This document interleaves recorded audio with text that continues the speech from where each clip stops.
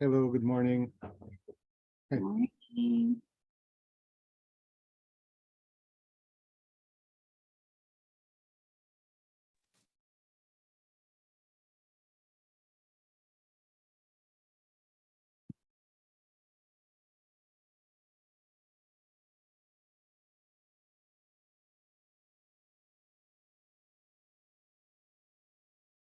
Hi, Cora.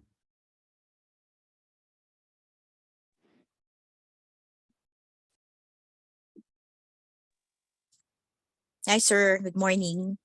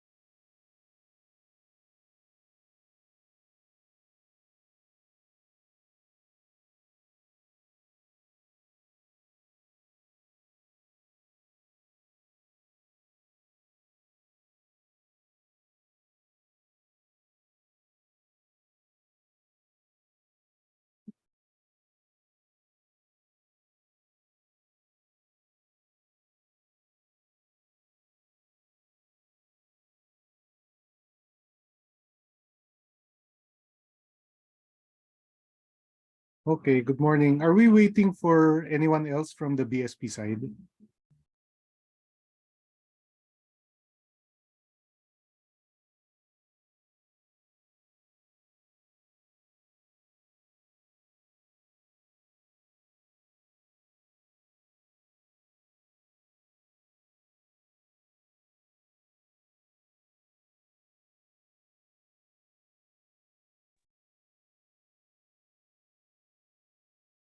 Hello, good morning, Sir Elmer. This Hi, is good morning. Georgina from the BSP. Yes. Wait, let me turn on my camera first. Sorry, I'm working from home. So, Okay lang. uh, Lahat naman uh, tayo. ayun nga, halata bang bagay ko. Anyway, sir, good morning. I think we're okay na po from the BSP side. So, we can start na po the meeting if okay with you. Sige. Um, Yeah. Sige, good morning, everyone. I'm Elmer Soriano from the Financial Inclusion Lab.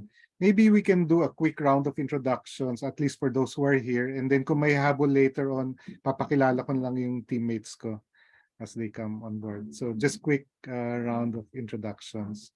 Sige, I'll start with myself and then call my teammates and then we can introduce the BSP side. I'm Elmer Soriano. I'm with the Financial Inclusion Lab. And we've been working with, well, we started a relationship with BSP and sina Sir Maynard even before the pandemic, no? And then inabot ng pandemic and all that. Joining me are my colleagues, si Leia Reyes. She's the Associate Director of the Financial Inclusion Lab. Hello, good morning, everyone. So I've been working with Elmer in this initiative since 2020. Yeah.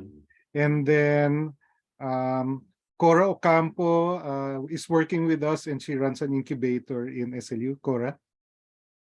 Hello, good morning, everyone. I'm Maria Corazon Ocampo of Conres TBI, Technology Business Incubator. Thank Good you. morning. And then one of our partners, early partners in the financial inclusion space was PhilDev, and we're joined by their executive director, Jonesy Castro. And I don't know where Jonesy are. Jonesy, can you please introduce yourself? Yes. I don't know where you are. Hi. Good morning to I think almost all of you. I'm Jonesy Castro. I'm with PhilDev.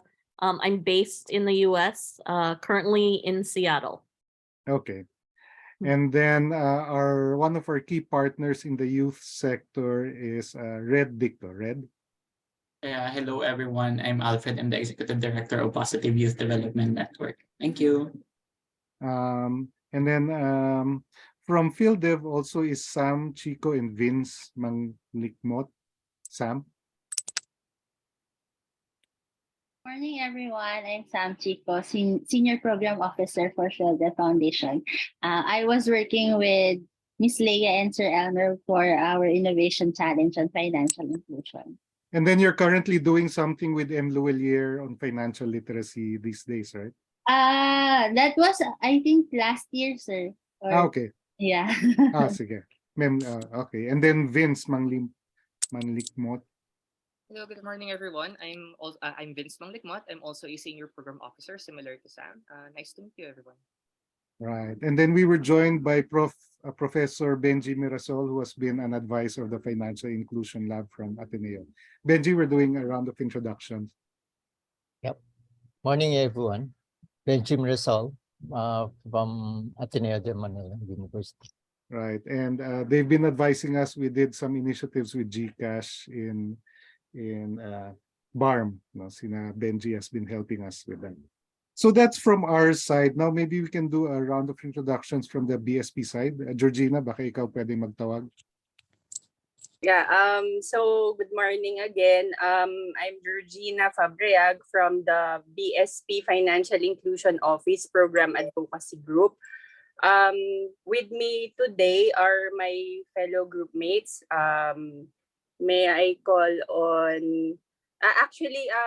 we're looking forward to this meeting because our team will be handling the youth financial inclusion work stream. So later on, we will explain that we actually have here Ms. Mia Tacoloy, who's doing a paper on a concept paper on youth financial inclusion, and she will be presenting it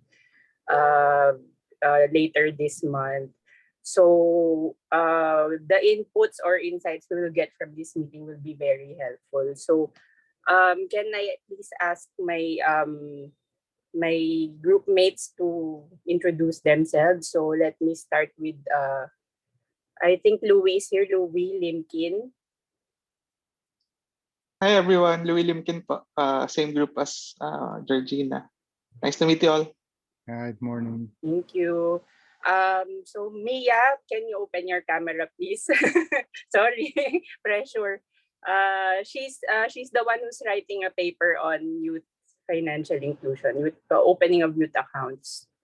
So baka nasa office. So with us today also are two of my group mates. So initially they were the ones who initially wrote a concept note, and Mia is building on this paper. So Valerie and Josh are here also. So meron na silang ginawang initial work kung paano mag-move forward dito sa opening ng accounts for the youth. Then JP is here, JP Superio also from Program Advocacy Group. JP. Yan, so okay, baka nasa office kasi sila. So, ayun po, kung meron pang iba, yun. So, basically, yung Program Advocacy Group yun nandito. Yung group nila, Minard, supposed to be mag-join but merong immediate na kailangan gawin. But yun nga, sa amin din naman siya ma-assign. So, yun. Looking forward to today's discussion. Thank you. Thank you. Sige, we'll start with a short PowerPoint deck. No, I shared that in advance this morning, and then we can just go through it quickly to help frame the way we see this possible collaboration. So, Leia, can you please screen share? Sige, so while the Financial Inclusion Lab is an initiative, basically it's a lab, no? So it's an innovation platform, and the idea is to work with different partners and universities and SKs, stakeholders to accelerate innovation in financial inclusion. Next slide, please. So yung context na nakita namin, it's 2023, no? Lumipas na yung pandemic, lumipas na yung presidential elections last year, and if all plans go push forward this year, yung barangay elections will yield some 500,000 SKs and 500,000 barangay officials later this year, no? And they're spread all over in 42,000 barangays. So that's a major platform. And yung financial inclusion, diba, the ground game dyan, mga tricycle drivers, senior citizens, sari-sari stores, it happens on the ground. No? There's only so much that we can do from the Manila and the regional centers. And then SKs, and the youth, they're early adopters.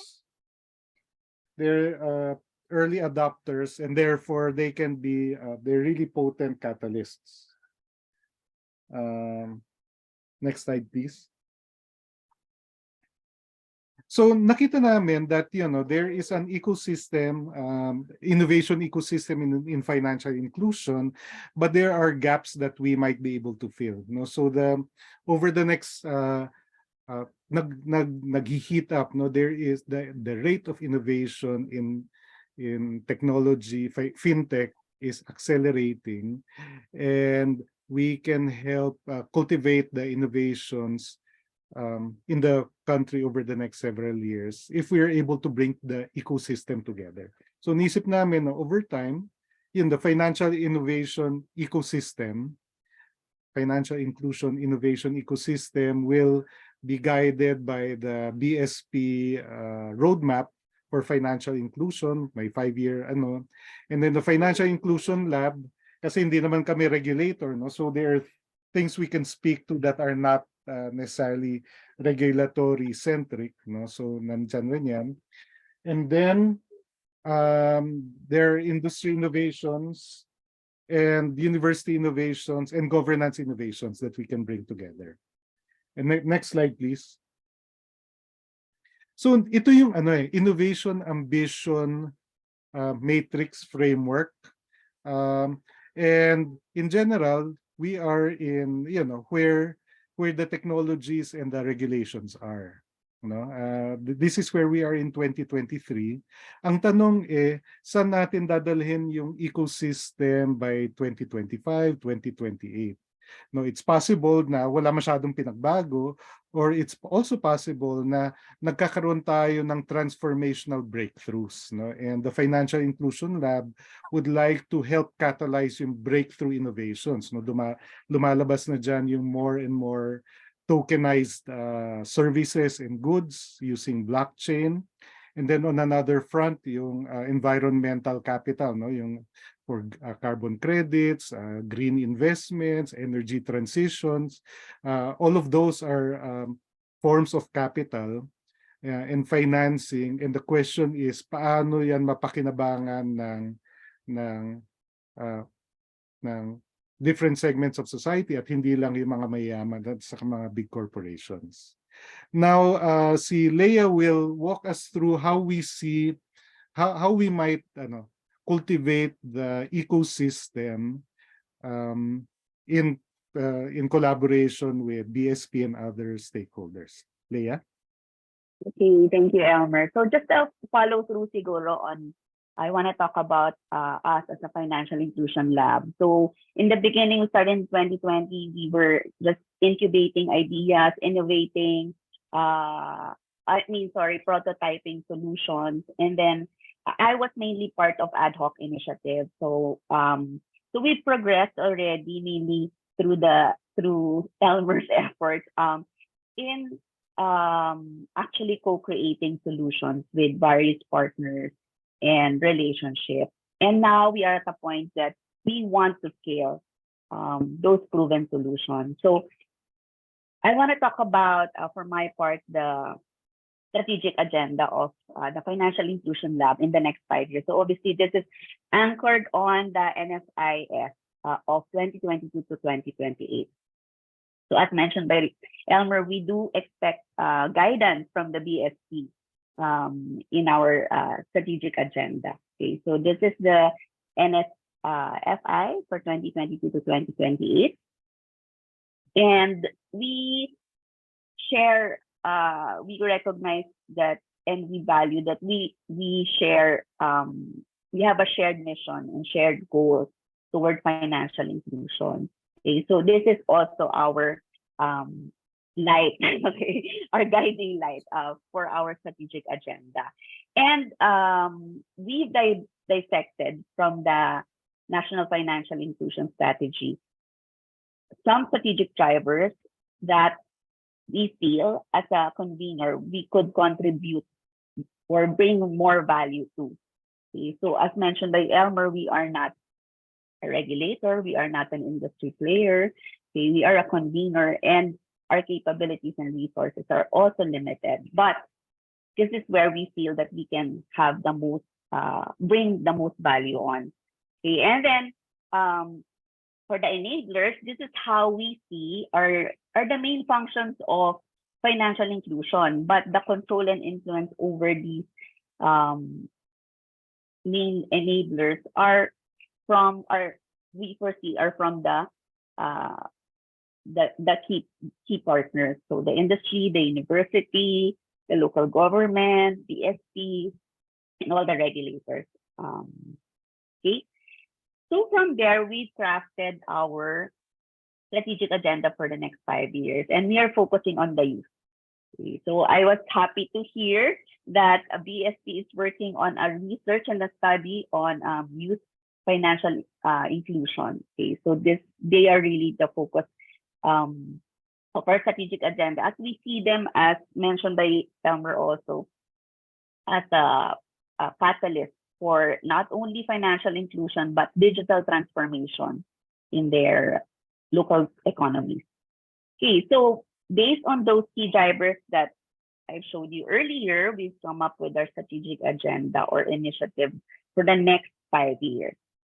And we've also come up with some key result areas that are anchored on the 4 enablers that I also showed earlier. Okay, so talking about the SK project, so that will fall under the key result area of citizen engagement and behavior change communication. And we already have 2 programs lined up for this year or the next 2 years with regards to that. So this is where we are partnering with GCash and RCBC. So we have the Youth Leadership in Financial Inclusion and the Student Ambassador Program.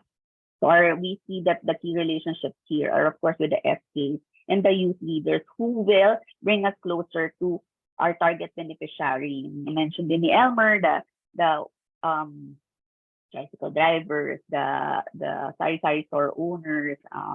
Hopefully, we can also reach smallholder farmers and producers.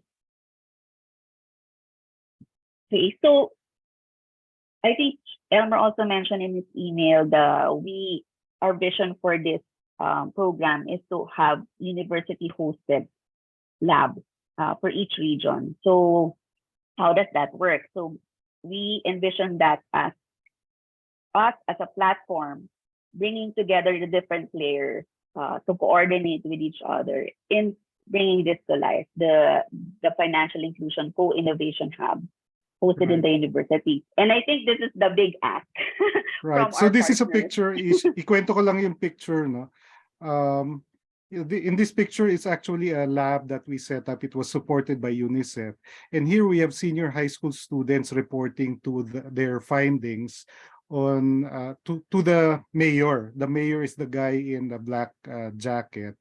This was convened by the Sangguniang Kabataan, and basically the problem set of the municipality became the problem set of the research of senior high school students.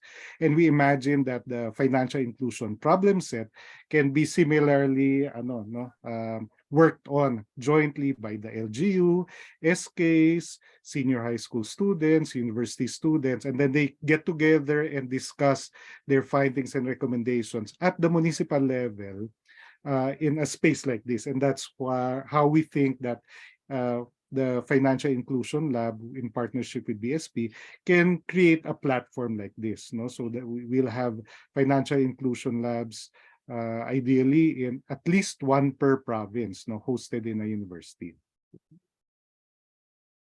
Yeah. Okay. Back to you, Leia. Thank you, Elmer. Okay, so just to show you, so I mentioned we have three key resolve areas: incentives and co-creation, citizenship engagement, and behavior change communication. And the third one is the industry, governance innovations, and university innovations. And we've positioned our strategies or initiatives according to those. So for the first one, which is building and strengthening the ecosystem, I think this is where we want to ask for the involvement or participation of BSP, which is we intend to have an innovation forum monthly, wherein we invite speakers or even sponsors to talk about financial inclusion on the ground. So that's one. And then also for under KRA1, which is incentives and co-creation, one of our initiatives is supporting MSEs, including agri and startups as strategic market segments, also taking on from the strategy of BSP. Okay, and under the same KRA, incentives and co-creation, another strategy is to advocate for policies for the agri sector through monitoring and evaluation systems, something that we haven't really done or focused on in the past, but maybe in the next 5 years, something that we can also do as a lab. The second KRA is citizen engagement and behavior change communication. And here we want to focus on development of digital literacy programs through direct engagement. Okay, and here we thought of asking the help of FinDev for crowdfunding that can support this initiative. Okay, and likewise, for the second one is the development of financial literacy programs. Okay, so we separated the two. There are different approaches that apply to those two, although they fall under the category of empowering and informing and educating the consumers. Okay, and the third KRA is product and business model innovation. We feel that there is still much that can be done in terms of product market fit, especially from financial products and services. And here, we are still going to meet with RCBC, but this is where we intend to have their involvement. Okay. And then for government innovation, partnering with LGUs and communities to co-own, to co-create programs. So as also taken on from the financial inclusion strategy of BSP, there's great importance in the successful implementation of government programs as it supports market solutions. But then there are also gaps in that area. So we want to help in this space as well. And GCash is actually a partner for this. So in our upcoming Youth Financial Inclusion program, they'll be providing materials and incentives to key partners as a start. I think that's about it.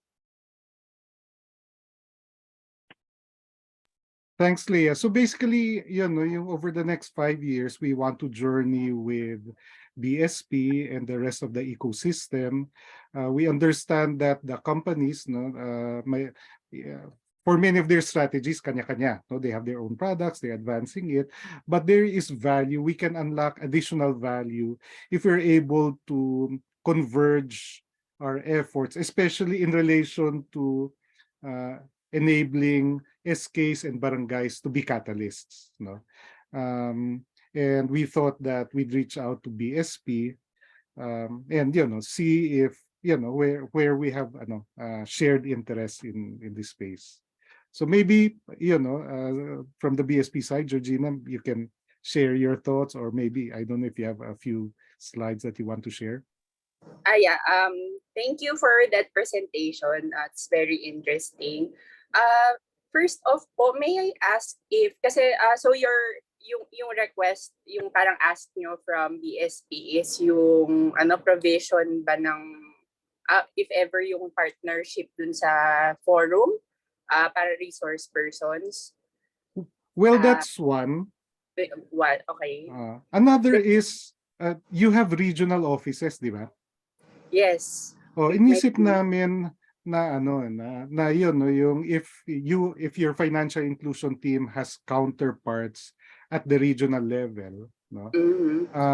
Then we would also like to work with you in engaging local universities, no? So that, di ba, kung kunwari sa Ateneo de Naga, Ateneo de Davao, Ateneo de Zamboanga, no, we will have small working groups who will engage the local SK, Provincial SK Federation ng Zamboanga del Sur, mga ganyan, no? Yung so that nagko-converge tayo at the local level rin. Okay. And that your regional offices are, di ba, help frame the conversations. Okay. Actually, sir, kasi our regional offices, they also have this parang actually medyo kasi nag-reorg eh. So ano na sila parang financial all around sila, pero like kunwari, have you heard of our Palengke RPH program? So Yes. so parang ganon, yung financial inclusion office yung nag-conceive ng program, then yung mga regional offices, they help implement at the ground level. So regarding dun sa actually kasi meron kaming economic and financial learning office. Have you also reached out to them? No, it was I think primarily through Sir Maynard. So it's Okay. just your office. Okay. So, I think, sir, dun sa presentation nyo earlier, I think na meron ding aspect, actually malaking aspect kasi sila ang financial education namin. So, sila yung talagang may experience din kunwari sa mga forum, then yung mga interface with the students.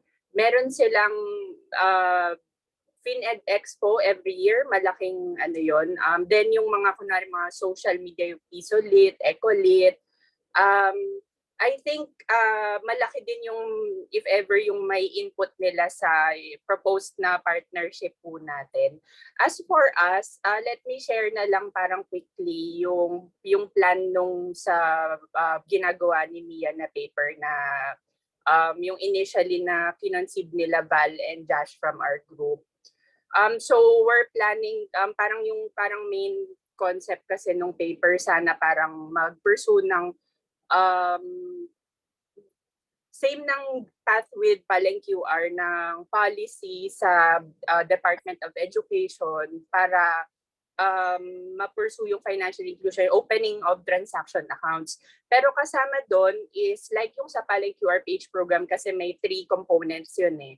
Yung heart ng program is yung issuance ng policy ng local government unit.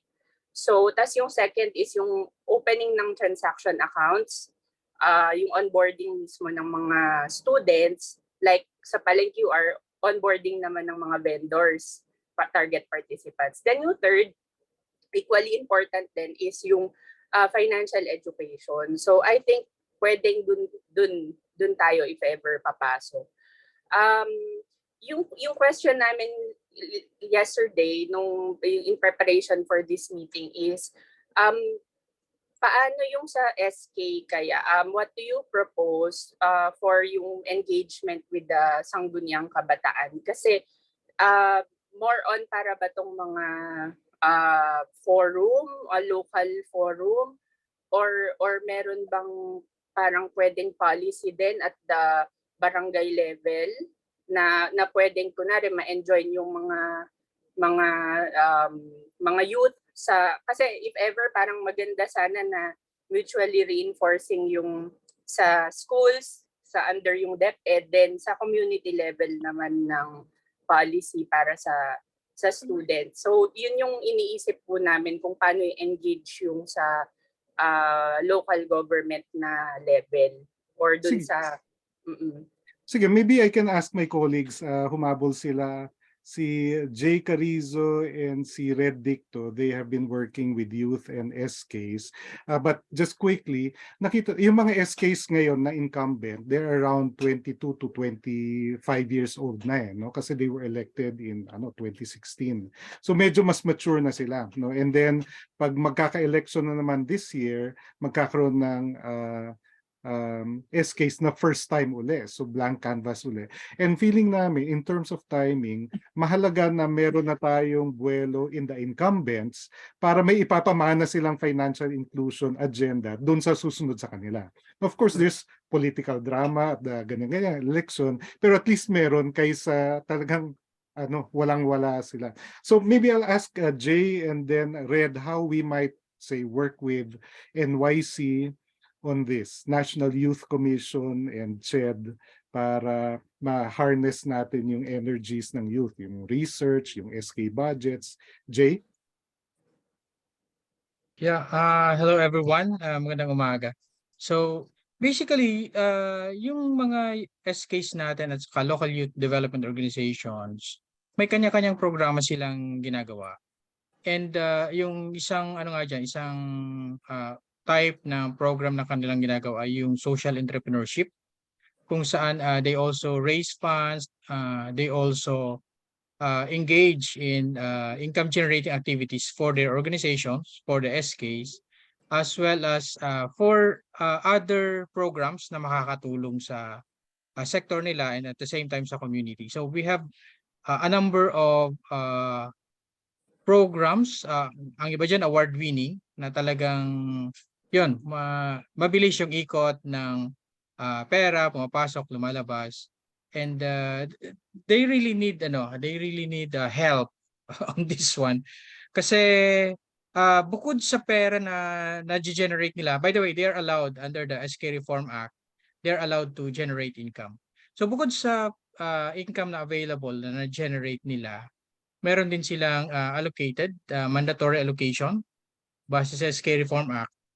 So mga nasa 10% yon ng budget ng barangay. And yun, talaga malaki ang need for this at malaking tulong kung mga organizations na gaya ninyo ay una, mabigyan sila ng information on how this can be done. Pangalawa, siguro for financial housekeeping din.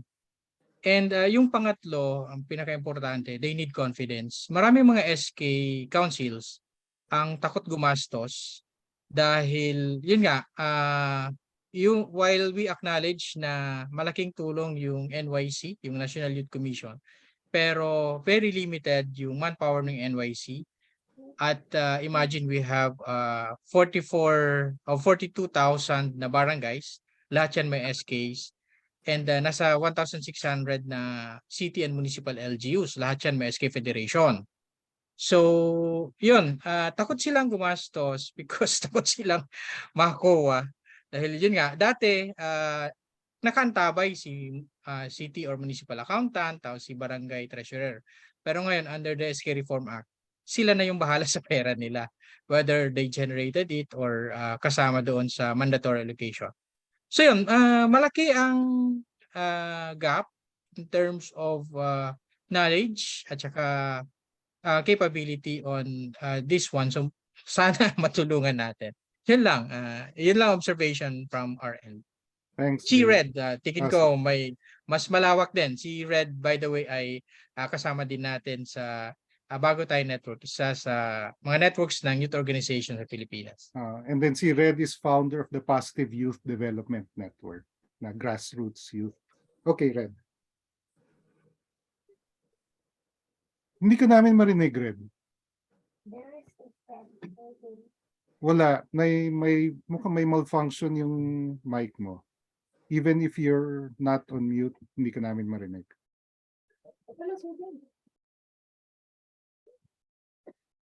Wala pa rin.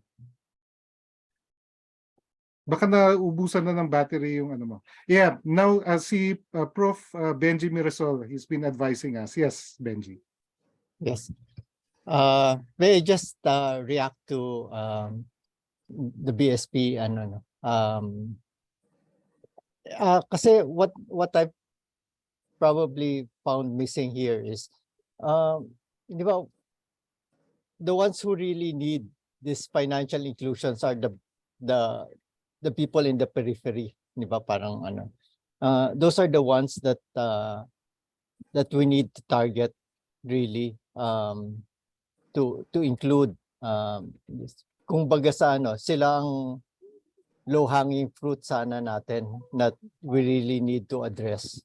And I feel that we need to target this particular locations if we want to make an impact on really getting more people financially included. No? So maybe it would be good if we targeted specific areas that really need this program, this financial inclusion program, and address the particular SKs in that area to develop programs of their own, to be able to kasi they're more in touch with the culture and the practice in the area, and they would know best how to implement a program that would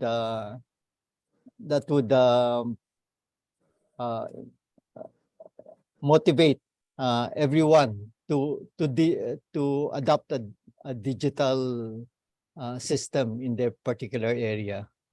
So what I found missing in the program was, I thought maybe we could encourage competitions with prizes, probably sponsored by BSP, for solutions developed by SKs to address the financial inclusion problem set in those particular areas. Thank you, sir. Actually, sir, it's interesting that you brought that up kasi in 2021 we held the BSP Youth Summit. Actually, it was the first, if you heard about it, contest siya ng mga policy proposal. So it involved the youth. Yes. Siguro yung bago po, sir, na nabanggit nyo, more on SK-based siya kasi yung sumali sa Youth Summit, mga students ng universities. So in-invite sila for parang in-invite sila through yung mga associations, yung mga student organizations. I have to check kung may SK, but mukhang hindi yung aspect na yun yung we can also siguro propose to the communication office, sila kasi nag-spearhead nung Youth Summit.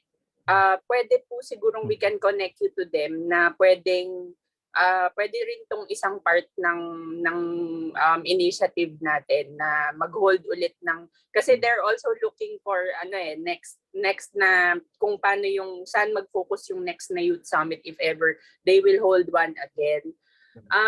Regarding dun sa, tama po yung sinabi nyo na ang dapat maging participants or yung maging beneficiaries ng mga financial inclusion program is yung mga periphery, like yung nabanggit nyo po sa mga barangay. That's why yung Paleng QR page program which I mentioned earlier, yun parang start din yun na yung creating ecosystems, yung for kunwari like yung markets and yung local transport hubs.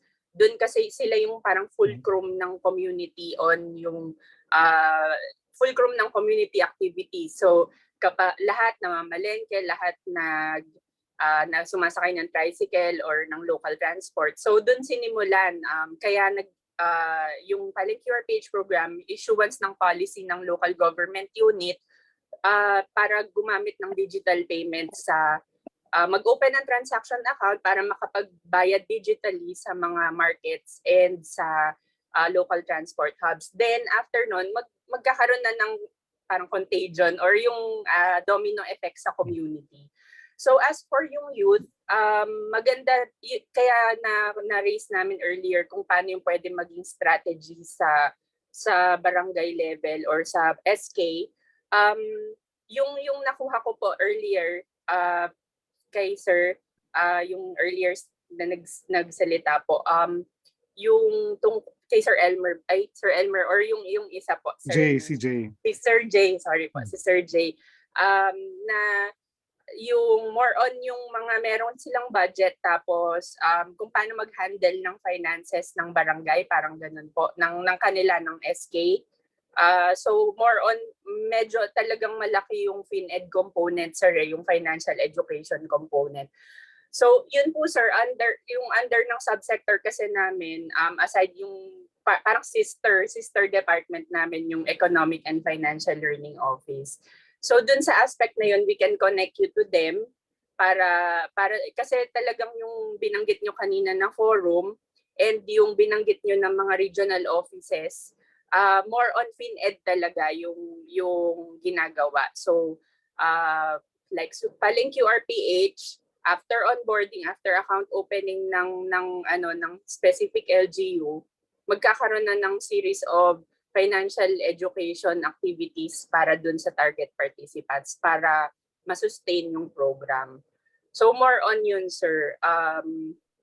So yun po, kung meron po din kayong masuggest kung paano ma-engage further yung SK, doon naman sa opening ng transaction part.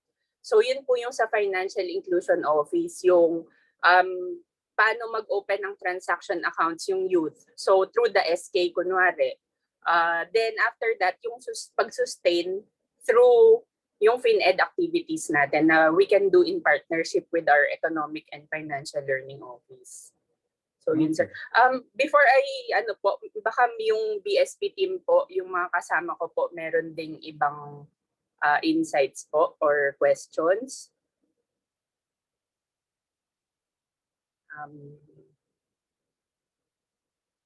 Sige, si Valerie. Val. Yes, Hi, Val. Hi, everyone. Just quickly to add, yes, just from lang po, building on what Ms. Margo said, on the digital literacy program, this is something that we already have in BSP. We have been implementing this and we accelerated this program nung nagkaroon ng outbreak of the pandemic. So this is a multi-channel initiative run by our EFLO. And the EFLO specifically has a partnership framework. This is the BSP partnership framework. So this is our, kumbaga sa BSP po, this is the blueprint how we approach our partnerships, in particular or as regards FinEd. So just to also give a basic idea how this works or how this has been operationalized, we have had partnerships or these are legal, parang kumbaga these are institutionalized through memoranda of agreement. So there are aspects or components under the agreement how to do the training modules, for instance, in terms of integrating financial education in the curriculum. So that was one of our flagship agreements. So that included campaigns like visual materials for every level po. So sa public schools up to high school, meron po kunwari sa grade school or elementary and even earlier learners. So may campaigns po or binibigyan po sila ng educational materials that akma po sa level of education nila. So pag grade school po, iba na po yung messaging or program, and then in high school, iba naman po. So may basic savings, and then yung goals po as they change or tumatanda po sila, yung nag-iiba po, nagkakaroon ng life transition. And then we also have components for the training of trainers. So that's one. And then we are also having, we also have ongoing partnerships with the sa CSE po, smallholder farmers. Based on yes, the sir. partnership framework, bagay ba that we jointly activate university-hosted financial inclusion labs in each of the 78 provinces? Parang kasya ba yun sa partnership framework ninyo? Baka we can explore po what can fit, what we can provide po in this framework. Kasi naman po in general, the partnership framework is targeted. So iba-iba rin po. So not just students. So yun talaga pong we are looking at the groups, the priority groups, the ones that we want to target for financial inclusion, financial education. So malleable naman po siya yung framework, and this is a multi-stakeholder framework. So we convene interested institutions like industry foundations din po, the national government, and other stakeholders who may be interested. So baka naman po we can find some common or workable approach, and this is also the point of the NSFI po. So it's not just a strategy, but it is basically as a living document, a framework for coordination. So we can explore further po. And even into the other priority that you mentioned about innovation or promoting innovative products and services, and being specific kung sino yung kumbaga patutungkulan po nitong financial services. So we can explore naman po. Okay, thanks. Si Sam raised her hand, and then Benji. Good morning, everyone. So just to lang po, just to continue yung conversation about SK competition. So actually, as I mentioned earlier, FIL and PhilDev co-hosted an innovation challenge, and I think we can for this part we can also open it, and then instead of focusing on just general university students, we can tweak it a little bit and get the SKs to be part of the innovation challenge para mas as you mentioned nga sir, mas rooted in the experience of the communities and the students. Locality. Yes. The siguro, and also Sir Elmer and Miss Leah, ang another additional, tama po si Sir Benji kanina. If ever we do this competition, at least I think we could offer like a seed funding for the initiative. Kasi last time we had a lot of very good ideas, but we didn't have enough resources to really see the ideas to get implemented.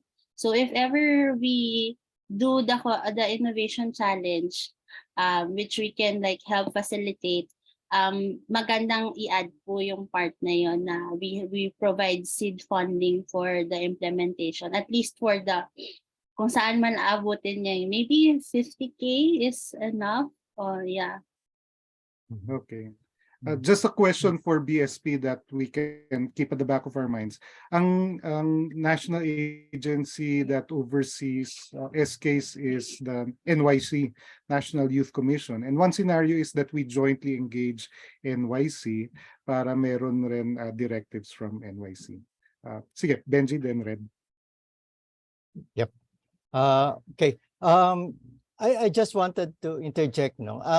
I'm all for financial education and informing everybody about the process of how to onboard yourself. No, but I guess what we're missing in all of this is what is the compelling reason for them to do this. No, kasi yun ang importante na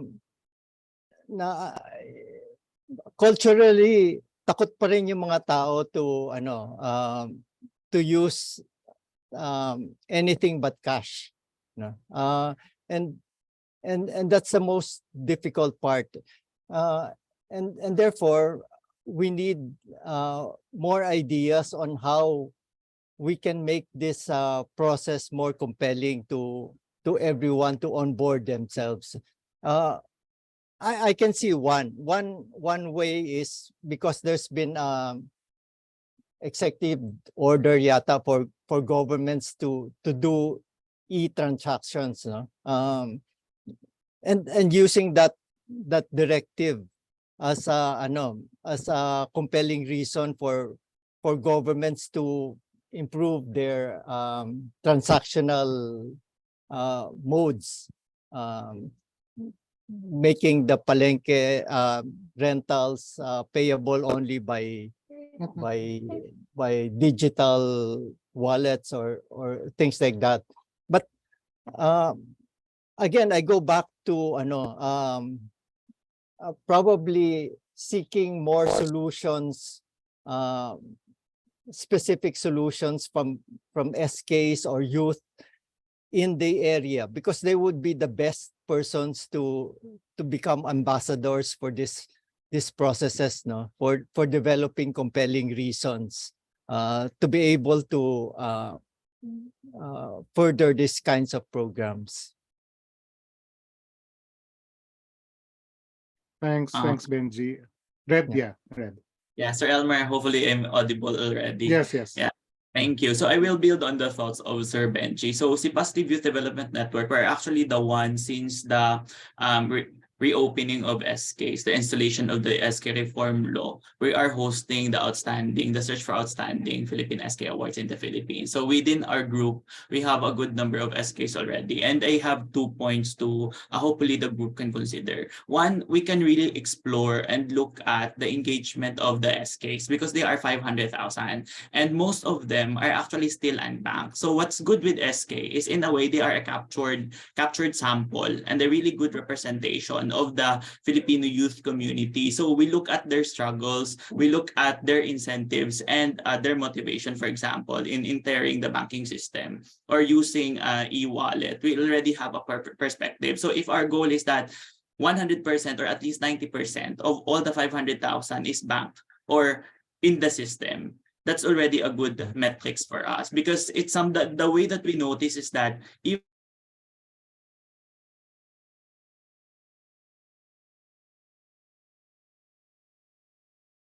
Mag-freeze si champion, they cannot champion it.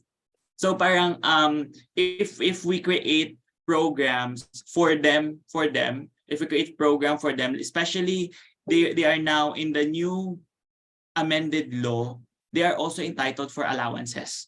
So including their counselors, the SK counselors, they are also entitled to their allowances. So if we start with them, So may let them sweldo na understand. sila. Yes, sweldo na sila. So if they'll have a feel of that, they understand that the system, and then we can build and start, oh, now you understand how it works. You can create innovations so that pitch as an innovation so that more young people within your area will actually leverage and be familiar of this system. And I completely agree. Ideation and generation of idea without continuity of funding and support, it's just, it won't work. It won't really make a change. So I guess that's really it. Thank you. Sige. So ano kayong pwede nating next steps before the hype of the barangay elections? No? We still have a window of a few months before pumalo yung barangay campaigns. No? We want to avoid that. No? We have to launch whatever we launch before the campaigns para hindi tayo nahahalo sa politika. So how might we work together and engaging the youth, hashtag na lang TikTok channel or ano, we can do that jointly, so Jay, you're raising your hand. Thanks, Doc. Ito rejoinder lang kay Sir Benji and also siguro for the next steps din. I agree na talagang medyo mahirap pag bago ang technology, mahirap mahirap i-introduce and may resistance lagi. But we have to consider na ang malaking sektor na medyo innovative at saka talagang nag-explore ay yung kabataan. And dati we were thinking na pag sinabing SK or youth, mas focus sa education. Sa education at saka sa sports, lalo na sa sports. Pero itong mga ginawa ng Galing Pook with PYDN at saka Bago Tayo Network and also with Civica, lumalabas na marami rin ang mga kabataan na nag-explore, venturing into other programs na hindi lang focus sa sports, hindi lang focus sa education. And yun nga, may mga social enterprises na youth-led na pwedeng pagsimulan. So for the next steps, ang suggestion ko baka we can share ano ba yung mga available na programs na meron ang mga nandito. And pangalawa, ano yung mga activities on financial inclusion na pwedeng i-harmonize natin yung ating mga programa, ating mga pinagagawa bawat isa. And siguro we try to focus lalo na doon sa mga low-hanging fruits. Galing Pook and PYDN and Bago Tayo Network has a list of SK councils and youth organizations na yun, willing mag-adapt sa anumang technology basta may ano lang, may turuan lang. And ang suggestion ko, we don't go for positive list lang kasi yun yung nagiging nagbibigay ng boundaries. We go for negative list, alin yung hindi pwede, ilatag natin yon. And siguro if that will happen, yung mga wala doon sa negative list, pwedeng i-explore ng ating mga youth. Hindi lang sa collection ng kanilang mga membership fees, collection sa tricycle, like for instance, we have lots of may mga programa kami na note, na recognize na ang focus halimbawa ay pag-operate ng mga school canteens, youth-led siya, mga senior high schools, they operate school canteens, and similarly mga youth organizations din na nag-ooperate ng vegetable gardens at saka mga egg layering, and also may mga restaurants and catering services. So they started with G-wallets, yung mga e-wallets, pero limited pa. If ever na may mga mga information materials, we can start with that. But we focus also sa information materials natin, we focus on social behavioral change. Para eventually, kung hindi man ma-target agad-agad yung ating mga adults, yung youth na mismo ang magpapasimula. Kasi na-realize namin kahit papaano may boses na rin yung ating kabataan sa kanilang mga pamilya. Pinapakinggan, tinuturuan simula sa Facebook, yun, and also paggamit ng GCash, and so on and so forth. So yun, baka yun pwedeng pagsimulan as succeeding steps natin.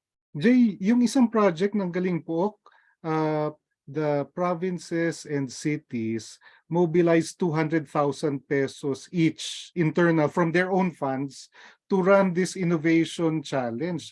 So hindi ba pwede natin yun gawin na parang bigyan lang natin sila ng guidelines and then they self-fund the innovation challenge at the local level, di ba? Pwedeng baka national level finals meron tayo, pero at the provincial or city level, we just give them guidelines and then we guide them to run their own innovation challenge. And then of course, diba, guiding them through online seminars para they can do a deep dive. Palagay mo doon, Jay, diba? And then diba, if BSP, kung kasama ang BSP, then nagkakaroon ng parang mas na-didiin that this is an important agenda that is getting localized. Yeah, I agree with that, Doc. Actually, ang need lang ng mga kasama sa development sector ay yung sort of imprimatur from the Bangko Sentral na saying, hindi to legit ito. Kung mag-transfer kayo using e-wallets, gumastos kayo, legit yan. Kasi mas may mas natatrack nga yung transactions kesa sa cash. So, yun lang actually yung needs.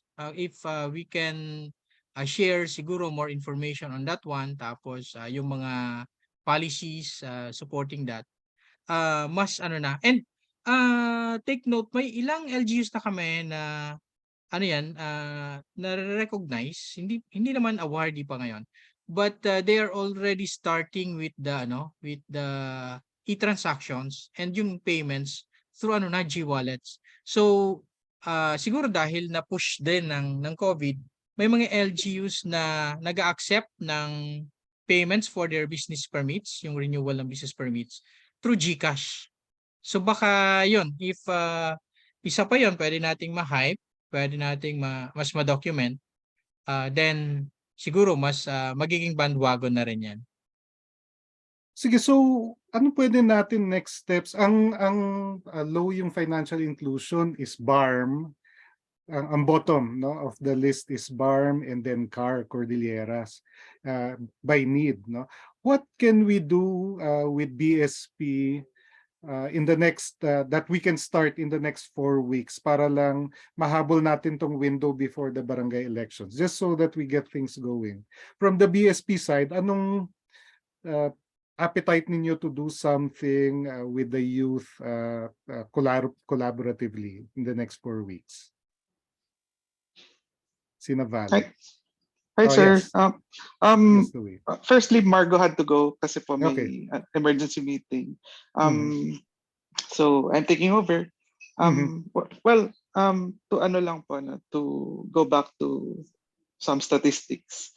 If we see the results of the latest financial inclusion survey, we see na yung general population really, especially pandemic-led, really has increased the percent of those with formal accounts. So mga over 50% na siya. But the youth, a bit lower. Siguro, I think I recall mga around 25%. So we really appreciate and support this initiative.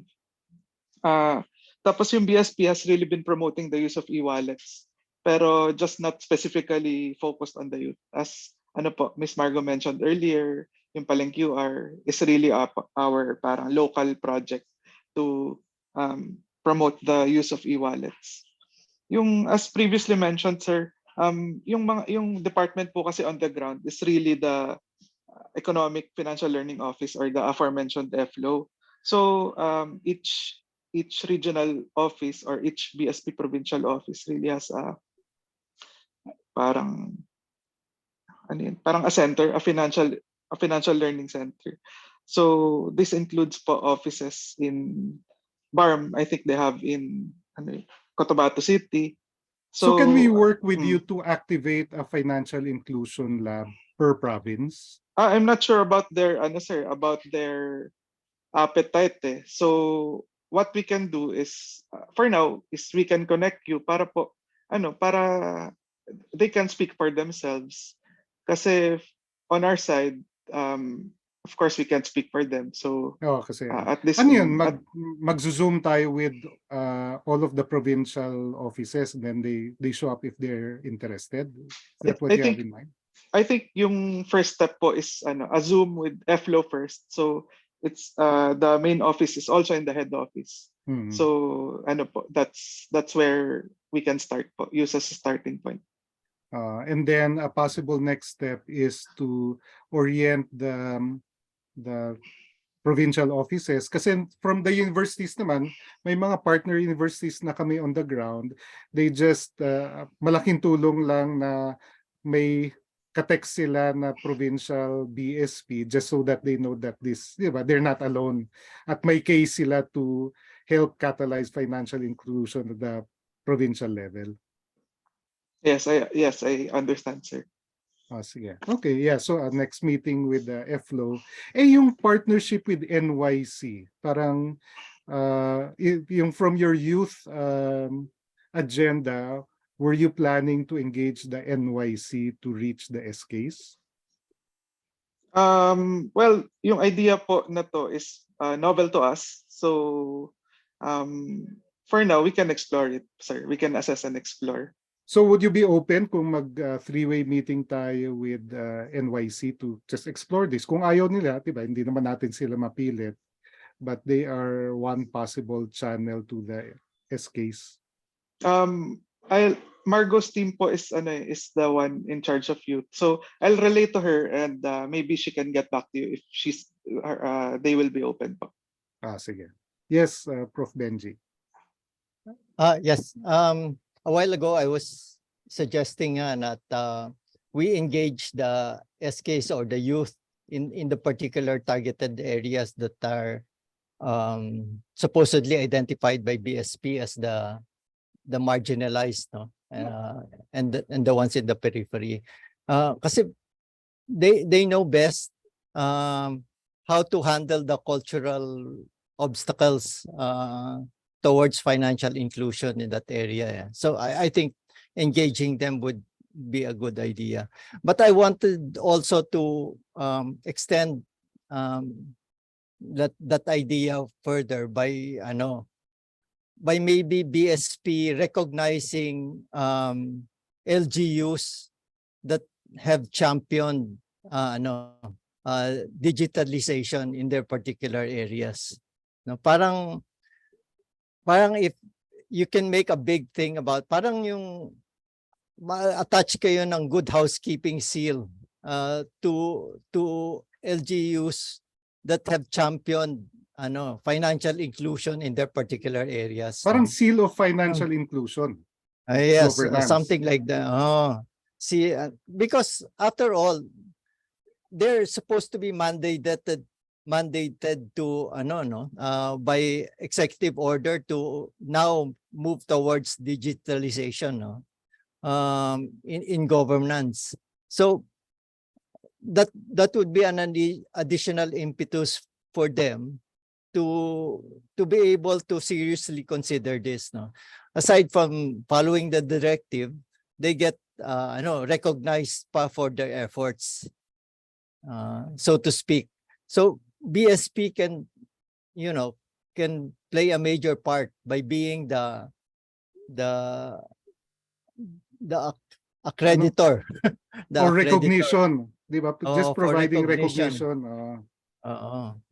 And providing innovative solutions, for example, in promoting financial inclusion in their area.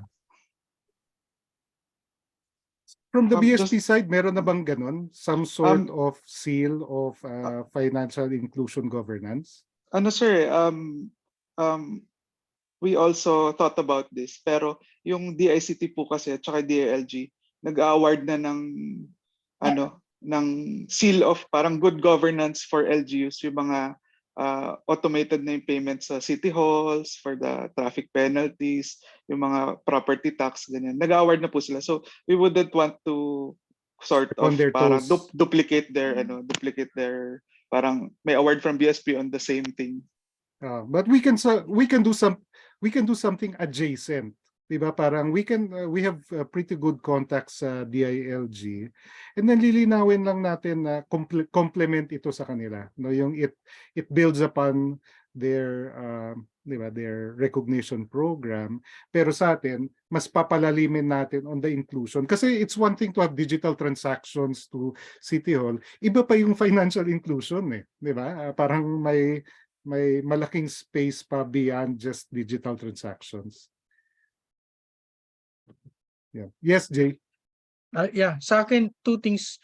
Yung una, tanong ko lang sa ating BSP colleagues, meron ba kayong indicators for financial inclusion? And yung second, I agree na may mga ongoing awards na at saka recognition, pero ang mas inaano pa rin ng mga LGUs, kumbaga ang pinakamataas na award sa tingin nila ay yung SGLG.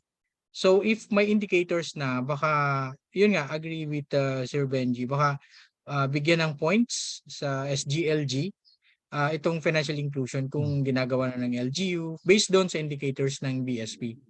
And similarly, yung NYC also is planning to do a similar, parang awarding system them, similar sa SGLG.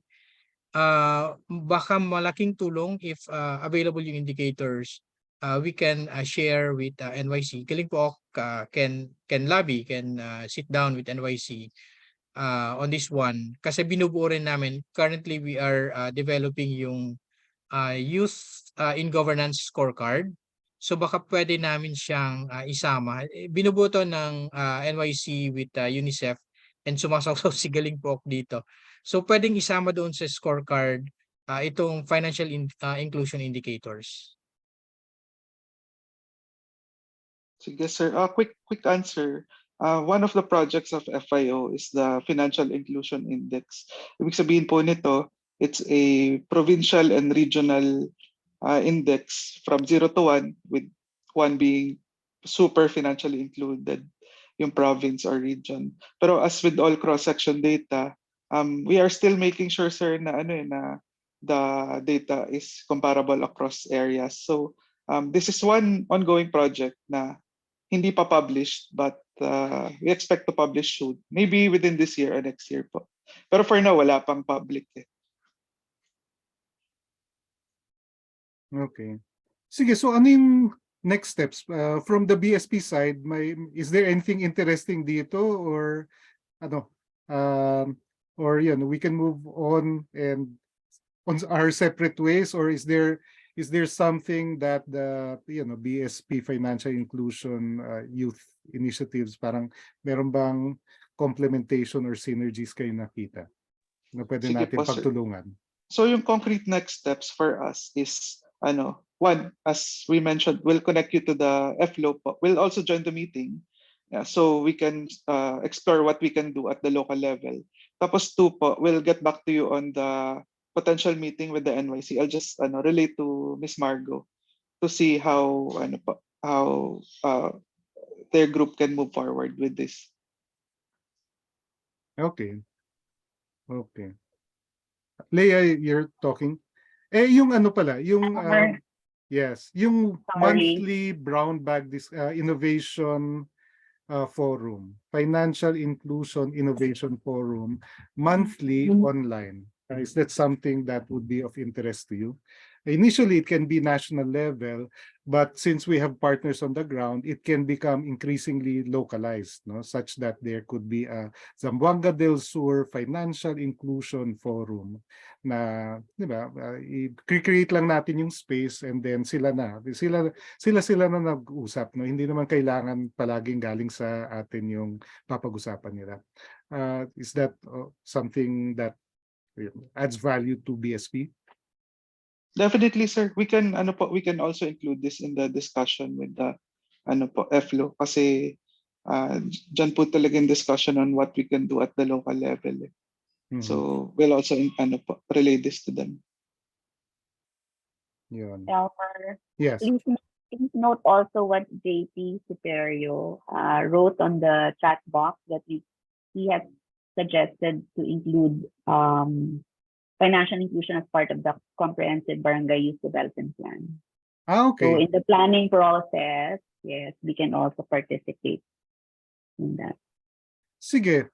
Ang pwede natin to move things forward, what we can do is we can kasi we've been meeting, the Financial Inclusion Lab has been meaning to engage or reach out to NYC anyway, no? And then kausap rin namin ang RCBC and BSP on this.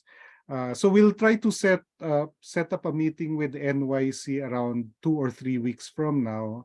And then if yung from the BSP side you figured out na okay, ganito this how we will engage NYC, then of course we're happy to have you on board, no? It adds more weight to our conversation with them.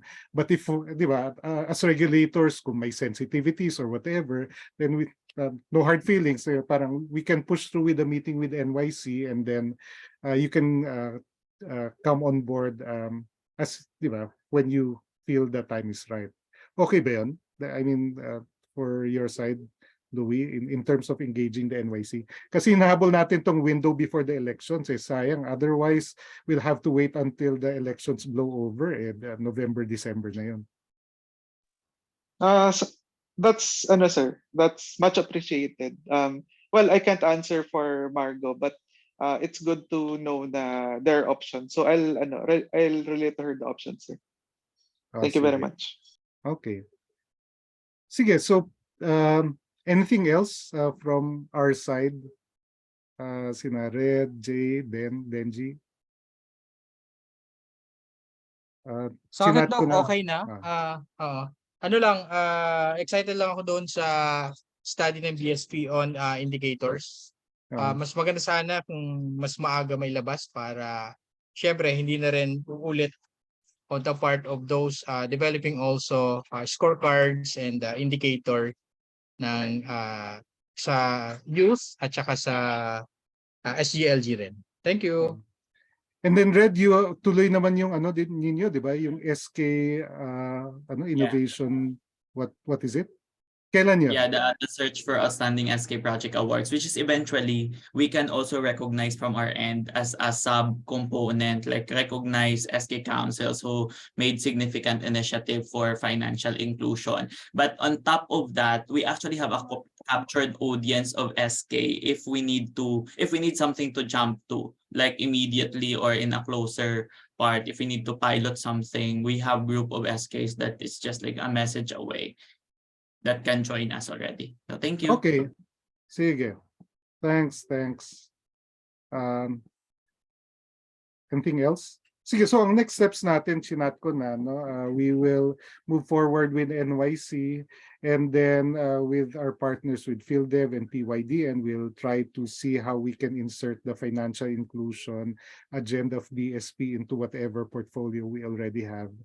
And then we'll keep in touch with BSP and then they'll join us at an NYC meeting kung ready na sila. And then yun, yung may portfolio rin sina Jay with DILG. So we'll also see, if there's some space where we can add value to the seal of good housekeeping and all, and mga ganon. And then from our end, especially because we're talking with GCash and RCBC, we will try to identify specific provinces that we might converge on, and then we'll also loop in Sina Louie on that. Yan. Okay. Sige, kung wala na, then thank you very much everyone, and then we'll just be in touch by email, and then we'll reach out to you when we're able to schedule a meeting with NYC. Thanks everyone. Thanks for your contributions. Thank you, everyone. Bye-bye. Thank you very much. Thank you. Bye. You.